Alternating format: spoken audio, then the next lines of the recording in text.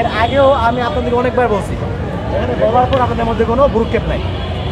এই কাজ কেন করেন আপনারা? সত্যি একটা কথা বলুন তো, দোকান দিয়ে বসে এই দেখছেন যে এখানে অস্থায়ীভাবে যেই দোকানগুলো বসেছে মেট্রো স্টেশনের নিচে, সেই দোকানের থেকে মূলত এই যে মালামাল রয়েছে সেগুলো কিন্তু নিয়ে যাওয়া হচ্ছে। এবং ঢাকা বিশ্ববিদ্যালয়ের মূলত ডাকসুর পক্ষ থেকে এই উচ্ছেদ অভিযান শুরু হয়েছে। আপনারা কলেজ থেকে ফোন দেন থাকে, আপনি কলেজ সভাপতি ফোন আসতে বলেন তাকে, আমরা সামনে আগে আপনি এই দোকান বন্ধ করবেন না। দোকান যেমন আছে তেমন থাকবে, ঠিক আছে? আপনি একটা হাত দিবেন না, আপনি তাকে ফোন দেন, যে আপনাকে বসাইছে তাকে ফোন দেন, আপনি আমার সামনে আগান। ওদের স্বপ্ন পূরণে পাশে থাকতে পেরে আমরা গর্বিত।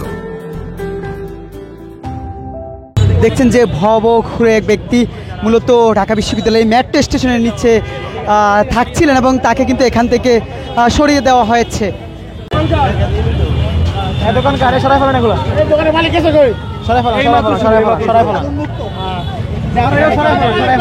ভাই ভাই সব সরাই না না না, আপনি আগে বলেছেন না, বলা হয়নি আপনাকে?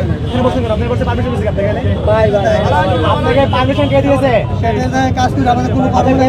আমার ক্যাম্পাসে আসেন আপনি, আমার পেটের থেকে, আপনার পেটের থেকে আমি নিব কিছু, আপনার পেটের থেকে আমার, আপনি আমার ক্যাম্পাসে আপনি গেলে আমারই ডিস্টার্ব।